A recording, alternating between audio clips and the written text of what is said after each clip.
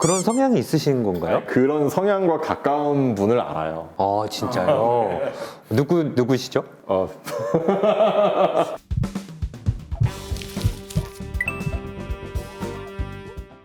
안녕하세요. 멘탈 탄탄입니다. 예. 이건 맞아요, 이제. 멘탈. 근데 제스처는 조금 좀 안타. 그 제스처를 맞춰야 될 것 같아요. 저기서 뭔가 선이 올라가는데. 오늘 이제 되게 멋지게 하고 오셨는데 예. 개원하셔서 원장님 되셔서 그런 건가요? 홈그라운드니까 좀 잘 보인다는 의미에서 신경좀 썼습니다. 개원 축하드립니다. 서초에 이어서 여의도의 진양철이 되겠다. 그거는 본인이 하셔야 될 거 아닙니까? 재벌집 막내 아들 요즘 핫한 드라마 제가 정주행을 열심히 하고 있는데 다 보셨나요? 이거? 원작을 웹소설을 다 보고 다 보시고 드라마는 조금 늦게 따라가고 있어요. 보면 볼수록 이제 캐릭터들이 너무 재밌고 정신과 의사들이 보기에 흥미로운 캐릭터 묘사가 좀 많은 것 같아요. 진양철 회장도 계시고 진도준 그도 있고 집안 사람들이 다 약간 어떤 정신과적인 그런 요인들이 좀 있잖아요. 네네. 이제 우리가 정신과 의사들이 셋이 모였으니까 회장님에 대해서 논해보는 영상을 찍으면 어떨까 생각했습니다. 저는 진양철 회장이 약 나르시스트의 어떤 극단적인 경우라고 좀 보거든요. 진양철 회장의 어떤 언행이나 그런 살아온 인생의 모습을 보면은 굉장히 좀 착취적이에요. 돈이라는 대명제하에 사람, 심지어 가족들까지도 수단으로 쓰거든요. 처음에 그 군사정권의 순양운수 뺏겼을 때도 자기 대신에 이제 아들 집어넣고 그러면서 이제 이용하고 그러면서 아들들 막 경쟁시키고 딸이랑 그 과정 속에서 어떤 성과를 내는 사람도 인정해주고 아닌 사람은 버리고 이런 모습들을 보이면서 그 언행에서 많이 좀 드러나는 것 같아요. 그러니까 뭔가 사람을 인간적으로 대하는 게 아니라 어떤 도구나 수단으로 쓰는 이게 나르시스트의 어떻게 보면 대표적인 어떤 모습들 중에 하나죠. 그 2화에 저도 인상 깊었던 장면이 그 넷째 아들 진영기인가요? 그분한테 그 일이 지나고 난 다음에 이제 뭐 내 돈으로 공부하고 밥 먹었으면은 밥값을 해야지 이렇게 와이프랑 얘기하는 장면이 나오는데 거기서 이 사람은 확실히 아들로 보는 게 아니고 자기가 투자한 대상, 물건이나 이런 식으로 대하는 것 같아요. 인격체라기보다는. 아들조차도 이제 소유권자 뭐 어떤 그런 느낌으로 자기가 컨트롤하고 장기 말같이 다루는 거지 진짜 아들로서 다루는 그런 느낌은 없는 점이 나르시스트 같다는 생각이 들었습니다. 나르시스트 같은 게 다른 사람들의 아픔에 대해서 공감이 없는 것 같아요. 이분은. 자기 자녀분들이 그렇게 괴로워하고 힘들어하는데 전혀 공감 안 하고 뭐 둘째 아들 막 괴로워서 뭐 술주정하면서 막 아버지 때문에 경제하고 힘들었다 막 이런 것도 얘기하고 셋째 딸 아버지 바지가랑이 잡고 살려달라고 막 이렇게 도와달라고 하는데 네네. 냉정한 눈으로 보면서 뭐 너는 이거는 뭐 네가 당한 거다 네 능력의 문제다 이러면서 딱 칼같이 잘라버리고 네. 자기 자녀들에게도 공감이 전혀 없거든요. 그런 아픔이나 어떤 거에 그런 부분들이 좀 나르시시스트적인 면모가 아닌가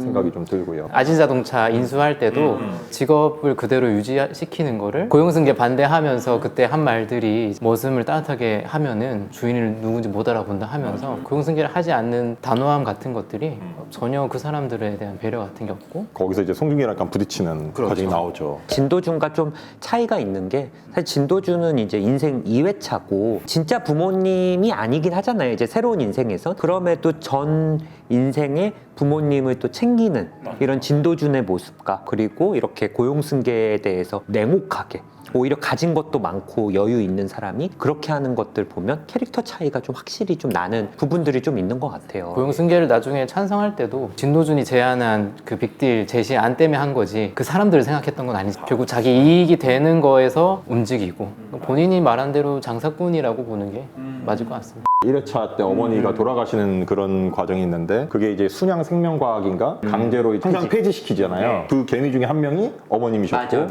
스스로 이제 그 과정 속에서 목숨을 끊으셨는데 죄책감이 전혀 없어요. 그냥 나는 이걸로 해서 비자금을 조성해서 순양의 어떤 승계 자금을 만드는 거고 뭐 그냥 당연한 거예요. 힘 있는 자의 어떤 당연한 논리가 되는 거고 당한 사람이 바보다. 약간 이런 식으로. 그 송중기한테 너는 서민의 마음을 대변하지 마라. 너 서민으로 살 사람이 아니다.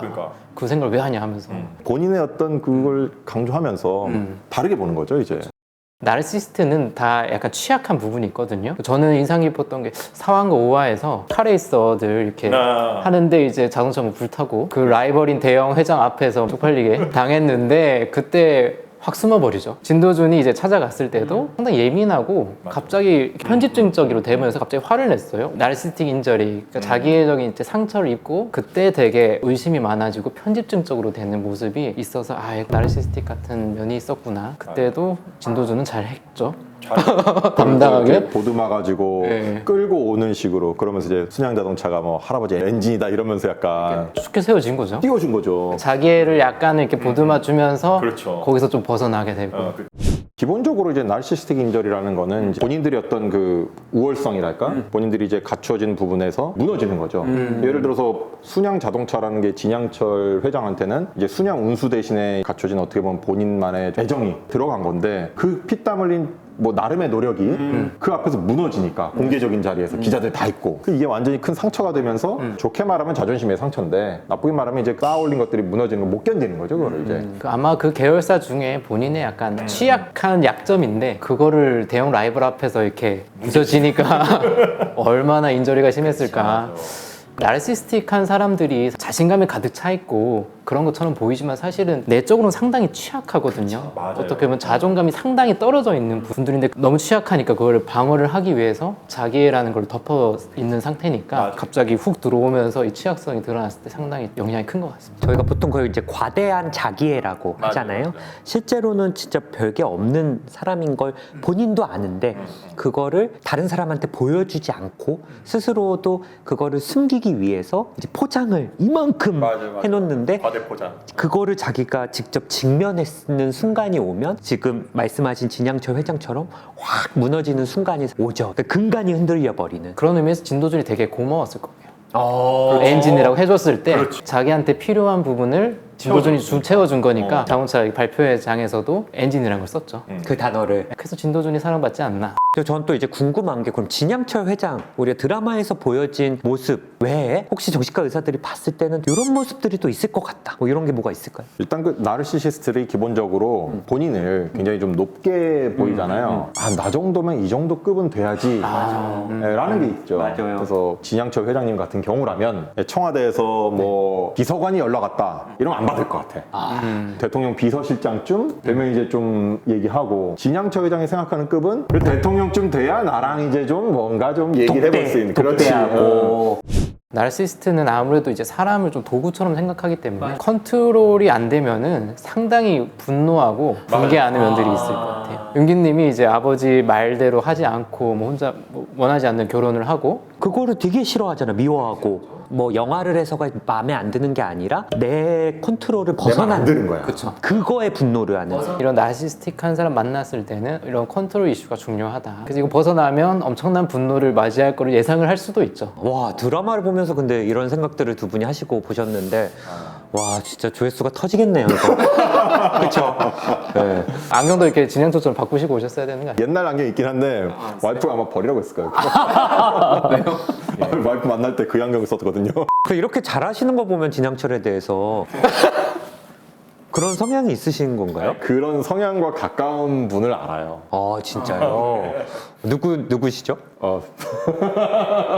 재벌집 막내 아들의 진양철 캐릭터 분석을 해봤고요. 분석해줬으면 하는 캐릭터나 드라마가 있으면 언제든 댓글을 달아주시면 콘텐츠 만들어 보겠습니다. 빨리 해야 돼요 이거는. 그러니까요. 예, 감사합니다. 네, 예. 감사합니다.